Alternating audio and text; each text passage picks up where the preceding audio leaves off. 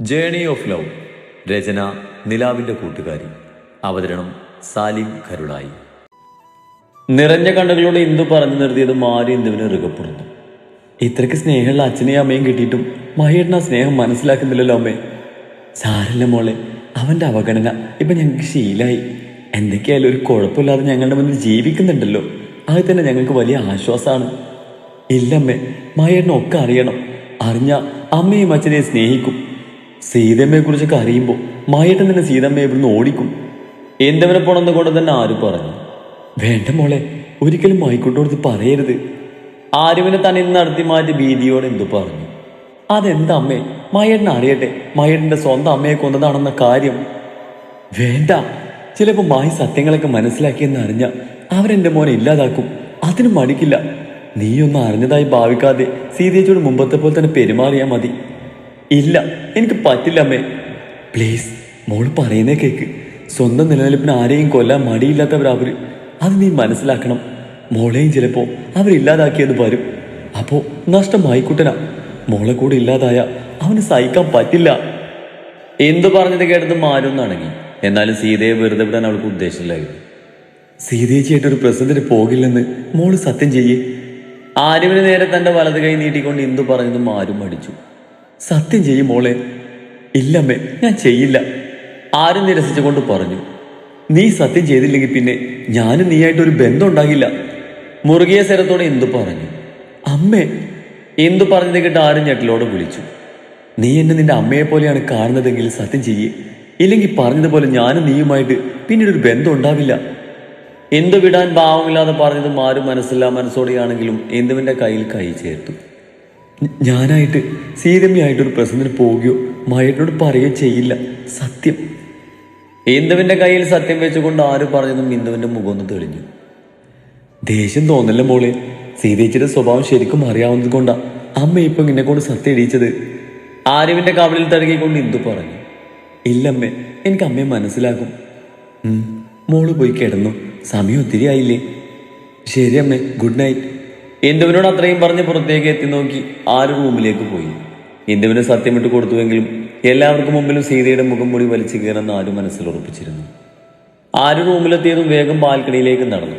മാഹിയിലൊന്നും അറിയാതെ മൂടിപ്പൊത്തിച്ച് നല്ല ഉറക്കത്തിലാണെന്ന് കണ്ടതും അവളിൽ ആശ്വാസം നിറഞ്ഞു. ഫയലും ലാപ്പും എടുത്ത് ആര് റൂമിലെ ടേബിൾ കൊണ്ടുവച്ച് മഹിക്കരികിലേക്ക് തന്നെ വന്നു.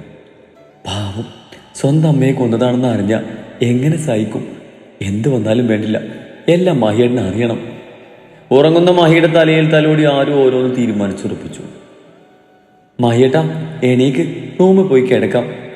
ആര് മഹിയെ തട്ടി വിളിച്ചുകൊണ്ട് പറഞ്ഞതും മഹി ആരുവിൻ്റെ കൈകൾ തട്ടിമാറ്റി അവളുടെ മടിയിലേക്ക് തലവെച്ച് കിടന്നു. മാഹിയേട്ടാ, എണീറ്റേ, ഈ തണുപ്പ് കൊണ്ട് ഇവിടെ കിടക്കണ്ട, റൂമിൽ പോയി കിടക്കാം. ആര് വീണ്ടും മഹിയെ തട്ടി വിളിച്ചു. നീ എവിടെ പോയതായിരുന്നു? കണ്ണു തുറന്ന് ആരുവിനെ നോക്കി മഹി ചോദിച്ചു. അപ്പൊ കള്ളുറക്കായിരുന്നല്ലേ? ഞാൻ ഇത് ശരിക്കും ഉറക്കാണെന്ന്. മഹി ഉറങ്ങാതെ കിടക്കുകയായിരുന്നെന്ന് കണ്ട് അവൻ്റെ കവളിൽ നല്ലൊരു പിച്ച് വെച്ച് കൊടുത്തു. മഹിയുടെ തല തൻ്റെ മടിയിൽ നിന്നും എടുത്തു മാറ്റി എണീറ്റിരുന്നു. നീ എവിടെ പോയതായിരുന്നു? മഹിയും എണീറ്റിരുന്നു കൊണ്ട് ആരുവിനോട് ചോദിച്ചു. ഞാൻ താഴെ എന്തോ ശബ്ദം കേട്ടത് നോക്കാൻ പോയതാ. എന്തായിരുന്നു എന്നിട്ട്? അതൊരു പൂച്ച ഉള്ളിൽ കയറിയതായിരുന്നു. സ്ഥിരം വരുന്നതാ, വേഗം പിടിച്ച് ഓടിച്ചു വിടണം. മഹിയുടെ മുഖത്ത് നോക്കാതെ ശബ്ദം കടുപ്പിച്ചുകൊണ്ട് ആര് പറഞ്ഞു. മഹി എന്നെ എണീറ്റ് വാ, റൂമിൽ പോയി കിടക്കാം. അത് പറഞ്ഞ് ആര് റൂമിലേക്ക് നടക്കാൻ ഒരുങ്ങിയതും അതിനു മുമ്പായി മഹി അവളെ തൻ്റെ കയ്യിൽ കോരിയെടുത്ത് നെഞ്ചോട് ചേർത്ത് ഉള്ളിലേക്ക് നടന്നു. അച്ഛാ, ദാ ചായ. സൂര്യക്കുള്ള ചായയുമായി സിറ്റോട്ടിലേക്ക് വന്നുകൊണ്ട് ആര് വിളിച്ചതും അവളെ ഒന്ന് നോക്കി ചിരിച്ച് സൂര്യ ചായ ഗ്ലാസ് വാങ്ങി. അച്ഛാ, ഞാൻ ഇന്ന് ഓഫീസിലേക്ക് വരുന്നില്ല കേട്ടോ. അതെന്തു പറ്റി? ആര് പറഞ്ഞത് കേട്ട് സൂര്യ സംശയത്തിൽ ചോദിച്ചു.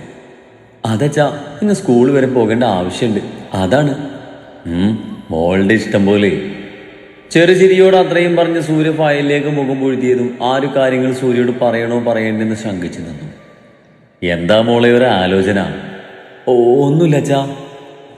താനായിട്ട് പറയുന്നതിലേറെ നല്ലത് എല്ലാം കണ്ട് ബോധിക്കുന്നതാണെന്ന് തോന്നിയതും ആരും അതും പറഞ്ഞ് സൂര്യയുടെ കയ്യിൽ നിന്നും ഒഴിഞ്ഞ് ചായ ഗ്ലാസും വാങ്ങി വേഗം കിച്ചണിലേക്ക് പോയി. ആരും അടുക്കളയിലെത്തുമ്പോൾ ഇന്ദുവിനോടൊപ്പം എന്തൊക്കെയോ ജോലി ചെയ്യുകയായിരുന്നു സീത. ഉള്ളിലെ അമർഷമൊക്കെ അടക്കുന്നിട്ട് സീതയോട് ഇന്ദുവും തിരിച്ച് സംസാരിക്കുന്നുണ്ട്. സീതയെ കണ്ടപ്പോൾ തന്നെ ആരുവിന് അടിപൊളി ദേഷ്യം കുറഞ്ഞു കയറി. പക്ഷേ തന്നെ നോക്കി കണ്ണു കാണിക്കുന്ന ഇന്ദുവിനെ കണ്ടതും ആര് ദേഷ്യം അടക്കി മുഖത്തൊരു ചിരി വരുത്തി അവർക്കരികിലേക്ക് നടന്നു. സീതക്കൊന്നും മനസ്സിലാകേണ്ടെന്ന് കരുതി ആര് പഴയതുപോലെ തന്നെ അവരോട് പെരുമാറി.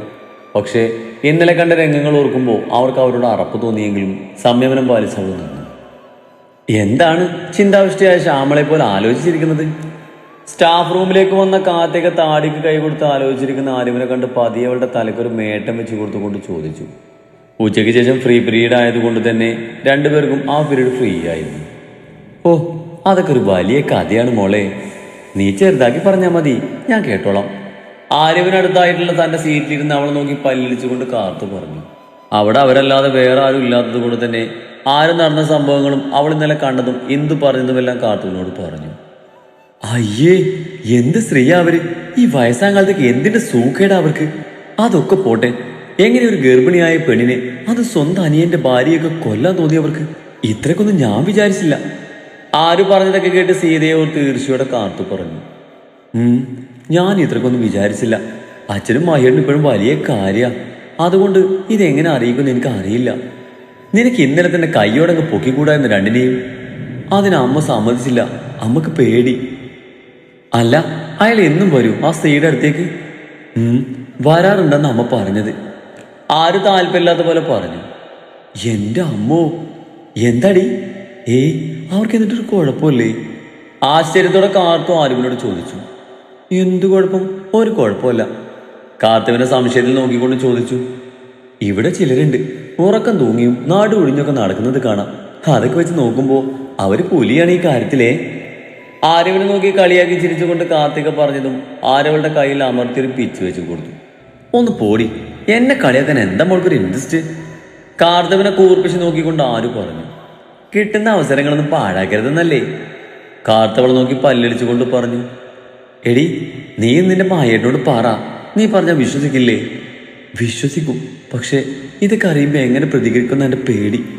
എനിക്കെന്തെങ്കിലും പറ്റുന്നതിന് എനിക്ക് പേടിയില്ല കാർത്തു. പക്ഷെ ഞാനില്ലാതായുള്ള എൻ്റെ മഹേട്ടൻ്റെ കാര്യം ആലോചിച്ചാൽ എനിക്ക് പേടി. ഇപ്പം തന്നെ ഞാനില്ലാതെ പറ്റില്ലെന്ന പോലെയാ. ഞാൻ ആരോട് പരിധി വിട്ട് സംസാരിക്കുന്നതും മഹേട്ടനാൽ കൂടുതൽ സ്നേഹിക്കുന്നതൊന്നും ആൾക്ക് പറ്റില്ല. വല്ലാതെ ദേഷ്യമാവപ്പോ. ആരും മഹിയെക്കുറിച്ച് പറയുന്നത് കേട്ട് കാർത്തു തുറന്നിരുന്നു. ഇതിപ്പോ നീ അമ്മയുടെ പൊന്നാരാന്ന് ചോദിക്കുമ്പോ നിന്നെ കെട്ടിയവര് ഞാനാന്ന് പറയല്ലോ. ആര് പറഞ്ഞത് കേട്ട് വാപ്പൊത്തി ചിരിച്ചുകൊണ്ട് കാർത്തു പറഞ്ഞു. എടി കാർത്തു, നീ നിർത്തി കേട്ടോ. ചിരി വരുന്നുണ്ടെങ്കിലും ആരും മുഖത്ത് ഗൗരവം വരുത്തിക്കൊണ്ട് പറഞ്ഞു. ഓ, നമ്മളൊന്നും പറയുന്നില്ലേ, ഞാൻ ഇറങ്ങാം, ഇനി നിന്ന വൈകും. പെട്ടെന്നെന്തോ ഓർത്ത പോലെ ഇരുന്നിടത്തും ബാഗും എടുത്തുകൊണ്ട് കാർത്തു പറഞ്ഞു. നീ ഇതെവിടെ പോവാ? ആരവളം വിളിച്ചു നോക്കിക്കൊണ്ട് ചോദിച്ചു. നിനക്ക് എന്തായാലും ഓർമ്മ തീരെയില്ലേ? രാവിലെ ഞാൻ നിന്നോട് പറഞ്ഞതല്ലേ ഉച്ചയ്ക്ക് ശേഷം ലീവ് എടുത്ത് കുട്ടീനെ ഹോസ്പിറ്റലാക്കി കൊടുക്കാൻ പോകണമെന്ന്. എടുപ്പിൽ കൈകുത്തി ആര്യവനെ കൂർപ്പിച്ച് നോക്കിക്കൊണ്ട് കാത്തു പറഞ്ഞു. അത് പിന്നെ എനിക്ക് പെട്ടെന്ന് ഓർമ്മ കിട്ടിയില്ലടി. ഞാനിപ്പോൾ വേറൊരു ആലോചനയിലായിരുന്നു. കാർത്തവനെ നോക്കി ആര് പറഞ്ഞു. നീ ആവശ്യമില്ലാത്തൊന്നും ആലോചിച്ച് വെറുതെ ടെൻഷൻ അടിക്കണ്ട.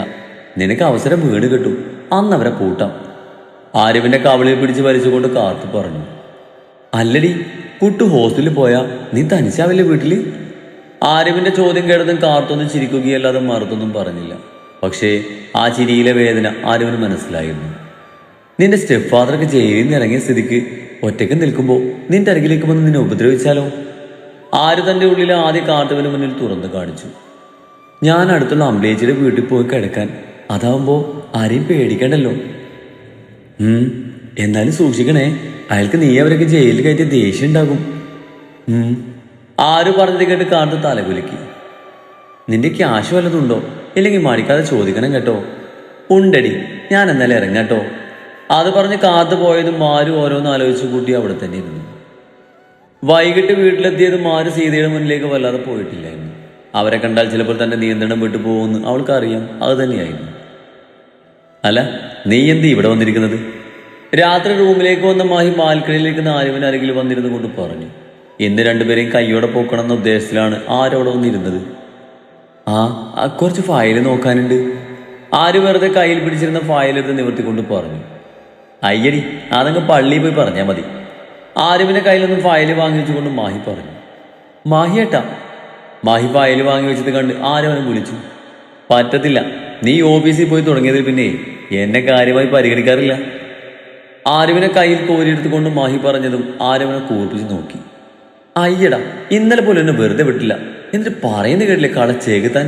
മഹിയുടെ കവളിൽ പിച്ചിക്കൊണ്ട് ആരും പറഞ്ഞതും മഹി ചിരിയോട് ആരുവിനും നെറുകപ്പെടുന്ന് ബാൽക്കണി ഡോർ കാലുകൊണ്ട് അടച്ച് മഹി ആരുവിനെയും കൊണ്ട് റൂമിലേക്ക് പോയി. തന്റെ ഉദ്ദേശം നടക്കാതെ പോയ നിരാശ ആരുവിലുണ്ടായിരുന്നുവെങ്കിലും തന്നിൽ അലിയാൻ കൊതിക്കുന്ന മഹിയെ ചിരിയോടെ അവൾ തന്നിലേക്ക് ക്ഷണിച്ചിരുന്നു. അവന്റെ ലാളനയിൽ ലയിച്ച് അവൾ തന്റെ ഉദ്ദേശമൊക്കെ മറന്നുപോയിരുന്നു.